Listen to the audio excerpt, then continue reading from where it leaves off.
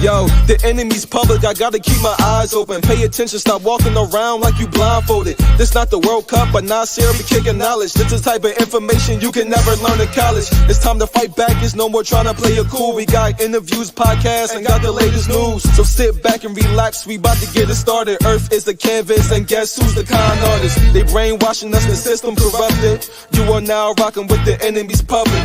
You are now rocking with the enemy's public. I said you are now rocking with the enemy's public. Hey.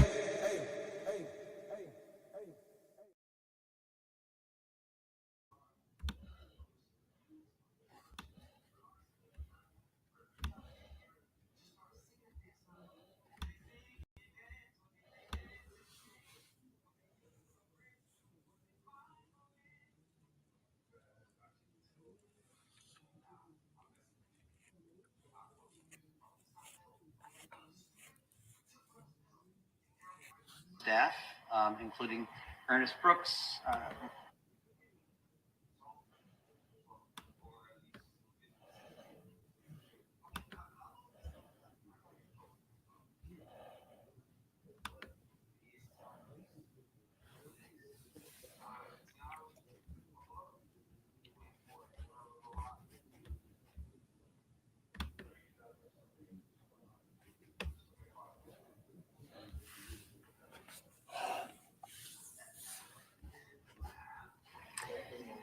Thank you for coming. I'm joined today, as Ms. Williams has already said, with the director of the Tennessee Bureau of Investigation, David Rausch, as well as Assistant Director Josh Melton. I'm also joined by other members of my staff, including Ernest Brooks, Ray Lapone, Gerald Scahan, but then also most relevant for today, the trial team in the Tyre Nichols case, including Paul Hagerman and Tanisha Johnson. Another member of the trial team, Melanie Headley, is unavailable. We're here today because of a tragedy that wounds one family deeply, but also hurts us all: the death of Tyre Nichols. We understand and acknowledge the grief that the friends and family of Tyre Nichols are experiencing right now, as well as the great concern throughout all of Memphis and Shelby County about this case. We met several times this week with the family of Tyre Nichols. They described an almost perfect son, a cheerful and happy person who enjoyed skateboarding and sunsets over Shelby Farms Park. We're grateful to the family of Tyre Nichols for their patience as we expedited both the investigation and the consideration of charges in this case, as well as the understanding on the part of the family that premature release of the video could compromise both. And we did work quickly to expedite this investigation because of the extraordinary nature of the case. Compared to the average investigation and prosecution decisions in a case like this, we worked swiftly, but also fairly, and most importantly, in a way calculated to ensure that we have a strong case. As you might have heard from Ms. Williams, in this case, in any other officer-involved fatality case, I immediately called in the TBI so that we could have an independent investigation. I also assigned to the newly created Justice Review Unit within my office, which works independently and separately, both from law enforcement and the rest of my staff, to make a truly objective recommendation about whether criminal charges were appropriate. I want to thank the TBI, the Justice Review Unit, and the trial team for working swiftly but thoroughly under very difficult conditions. Earlier today, the grand jury returned indictments against 5 former Memphis Police Department officers regarding the death of Tyre Nichols. These are the same 5 officers who were previously or recently terminated by the Memphis Police Department. They are currently in custody. They are Tadarius Bean, Demetrius Haley, Emmett Martin III, Desmond Mills Jr., and Justin Smith. The grand jury returned indictments against all 5 with the same charges: And we had previously met with the family of Tyre Nichols to go over what these charges were going to be. And that meeting with the family, I think, went rather well.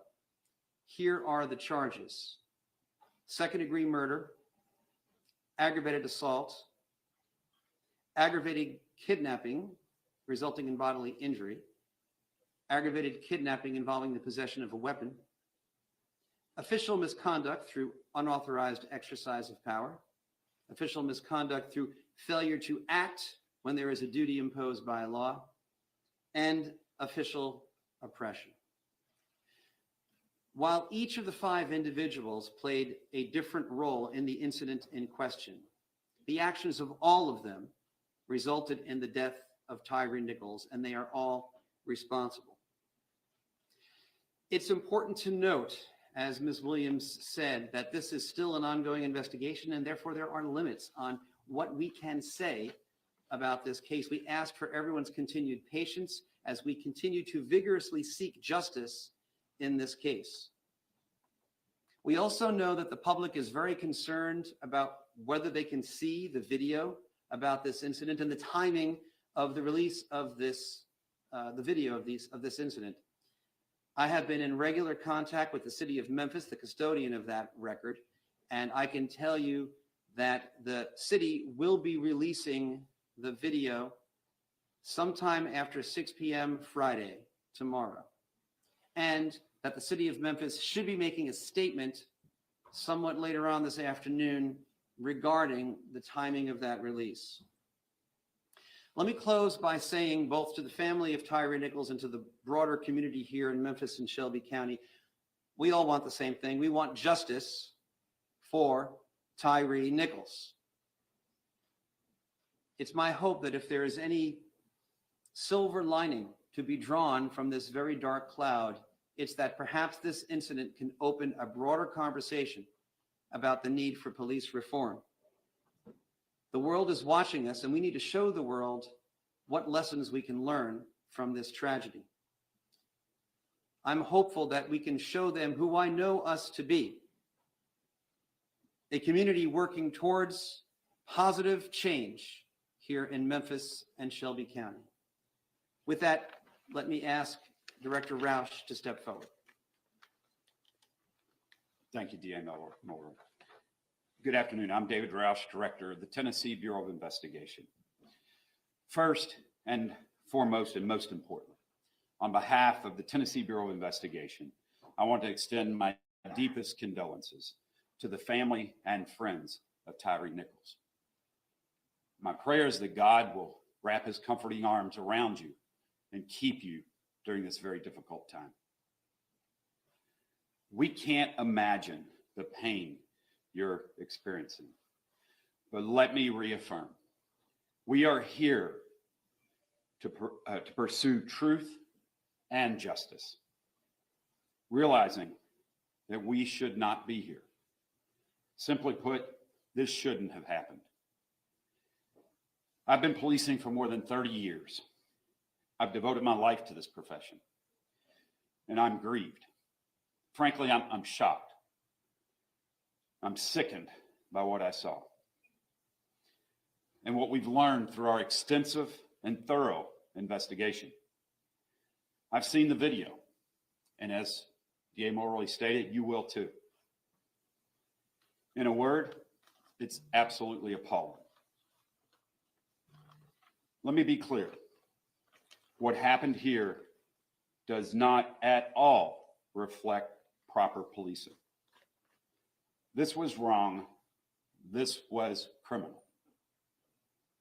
The depth and breadth of the charges announced today speaks to the deliberate and thorough investigation that this case has received. And our work is not finished. We continue to pursue every lead. Justice demands it. And our agency exists so that guilt shall not escape, nor innocence suffer. To that end, I want to publicly thank our agents, our forensic scientists, our support staff, and our entire team around the state. They worked diligently to expedite this case. We've worked as hard as we could and as quickly as we could. to provide a thorough, independent, unbiased investigative record to allow DA Mulroy and his team to make the most informed decision they could regarding these charges. I also want to thank the Memphis Police Department and the city leaders for their cooperation in this case, which I want to stress is ongoing at this time. Thank you. I'll We'll take a few questions. DA Mulroy, I was wondering if Shimon Kokovets from CNN. And then, But- and let's make sure that one at a time. one and then Yes. two. Okay. And you say the investigation's ongoing, does that include other officers that were alluded to in CJ Davis' address last night? And also, could it also involve the other EMTs and personnel from the fire department? Nothing we do today or did today precludes the addition of any further charges regarding any of the people that you mentioned. We're still actively reviewing everything. Yes. Sir, thank you. Shimon Kokovets from CNN. We have not heard from the police chief generally give a description of what occurred in the initial stop, any kind of a timeline of what exactly occurred on that day. So I'm hoping perhaps you or the director there can explain to us, just give us as much as possible a timeline of the events. He was stopped. Was this a legal stop? Why was he stopped? And then sort of continue to explain perhaps what happened in the moments after that, as much as possible. Right. I don't want to go into too much detail. And I suspect that all of your answers along those lines will, be forthcoming once you have a chance to view the video for yourself.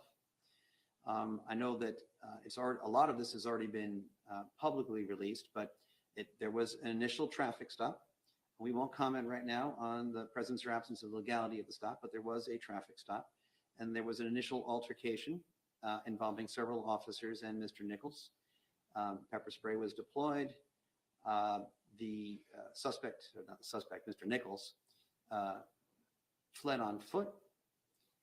There was another altercation at a nearby location at which the serious injuries were experienced by Mr. Nichols. After some period of time of waiting around afterwards, he was taken away by an ambulance. Beyond that, I don't really think we should go into any further details. So there was a delay in a call, the police delayed calling an ambulance for. There was an elapsed period of time, but I believe that if you watch the video, you'll be able to make that judgment for yourself. Erica, do you want? I'm trying to give everyone a chance to. Is there a reason the police chief At is least not there? President CBS News. Mhm. Is it known if Tyre Nichols had previously known these former officers? We have no information to disclose about that at this time. I don't know why Chief Davis isn't here. Anything else? Ian, Lori, can you Yeah. explain, is it just body camera videos, is it dash cam videos, surveillance, what kind of videos? Well, the actual release will be up to the city of Memphis. My understanding is that it'll be a combination of pole cam video, skycop video, and body cam video. We'll take just one more question. One more question. That there will be a review of specialized units within the Memphis Police Department. Two questions. First, were these officers member of the organized crime unit? And second, will your office be involved in that investigation? Well, so I've read in the newspaper that Chief Davis has announced a review of those specialized units. I think that's a good idea. I commend Chief Davis for doing that. I think Chief Davis is committed to, trying to do whatever she can to learn lessons from this incident. I don't contemplate that our office would be involved in that review. I think that's Were they about as- members of the organized crime unit? Scorpion. so I think it's already been reported publicly that Scorpion unit was involved. Thank you. Is that it? That's it. Okay, I'm being told that's it. Thank you very much. Thank you. Thank you. Could you please tell us the list of aggravated kidnapping charges? To explain it? Yes, sir. All right, I don't mind doing that. I mean, explaining the law is, I don't think at all. Those charges. Say it again? Can you explain those? Yeah. So, all right. So, kidnapping is any unlawful confinement of another, which substantially restrains someone's liberty. At a certain point in the sequence of events, it is our view that this, if it was a legal detention to begin with, it certainly became illegal at a certain point, and it was an unlawful detention. The aggravated nature of the charge is because if that kidnapping resulted in bodily injury, that's one grounds for saying that it is aggravated kidnapping. If the persons involved in that unlawful restraint of liberty possessed weapons, that is another ground for saying that the kidnapping was aggravated. Do you want me to explain the other charges as well, or? Okay. All right. So official misconduct is when any public official acting part of their official duties intentionally or knowingly acts in a way, exercises authority that is unauthorized by law.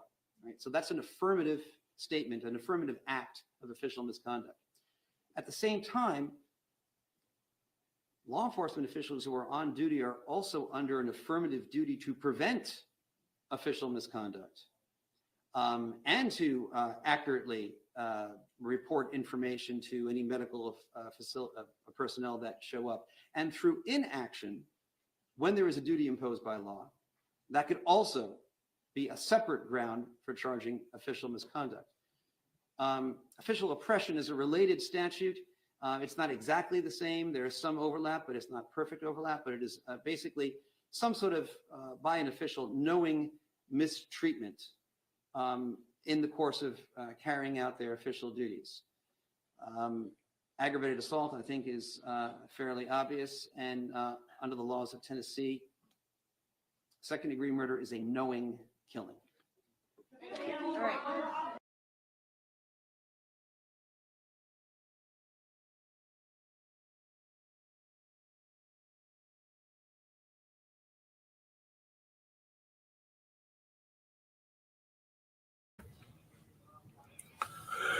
Yeah, the crazy thing about it is it was 5 men who look like us, 5 of our own.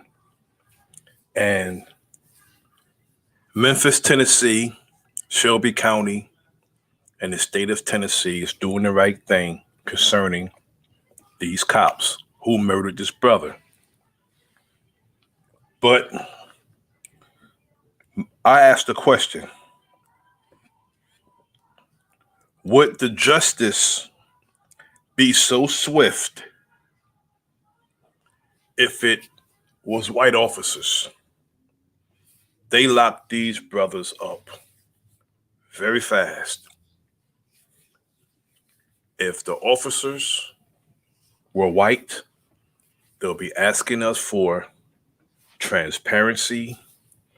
They'll be saying, wait, let us do the investigation. But they hopped right on this to show these Negroes that you cannot do what we do. Not saying that they wouldn't have arrested the officers anyway, yet they've done it so swift. And I'm wondering why the president of the United States, Joe Biden, is talking about police reform now. He wasn't talking about police reform any other time.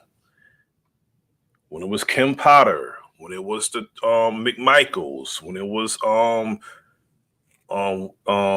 Derek Chauvin, and all these other white officers who murdered one of us. He's talking about police reform now. We need police reform and make these dumb Negroes who you think they'll get the job to assure the safety of their own people, but they got the job and they was going around beating on brothers, and they did it one time too many, and they ended up murdering a brother. Because I'm sure, absolutely certain, it wasn't the first time that they was doing this. It just it caught up with them. This is what happens when you have wannabe honorary white supremacists. These Negroes was going around being marauders, pulling brothers over and pulling them out their vehicles and beating on them. Now, that young brother, Tyre Nichols, was a little brother, Skinny brother. Look how little he is. Little brother. And these guys, look at the size of these guys compared to him.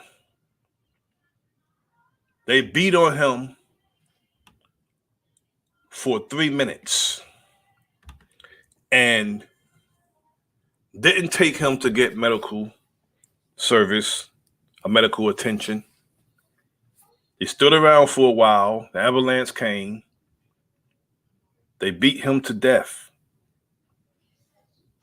And even though they're going to be the example, the patsy, the scapegoat, it's good for them for not doing their job, for not being the safeguard of our community as police officers. And they're getting what they deserve. Now, tomorrow, according to the prosecutor, they're going to be releasing the video. They didn't want to release the video because they want the family to see the video first.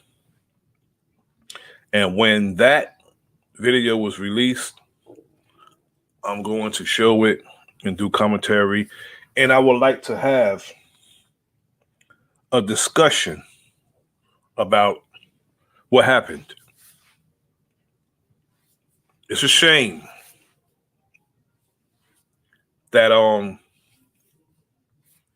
some of us can't get their job to do what others do on their job. Be a safeguard for our people. This is the Enemy's Public. I am Bro.Nasir. Like, share, subscribe. Leave a comment in the comment section. Peace. Yo, the enemy's public, I gotta keep my eyes open. Pay attention, stop walking around like you blindfolded. This not the World Cup, but Nasir be kicking knowledge. This is the type of information you can never learn in college. It's time to fight back, it's no more trying to play it cool. We got interviews, podcasts, and got the latest news. So sit back and relax, we about to get it started. Earth is a canvas, and guess who's the con artist? They brainwashing us, the system corrupted. You are now rocking with the enemy's public.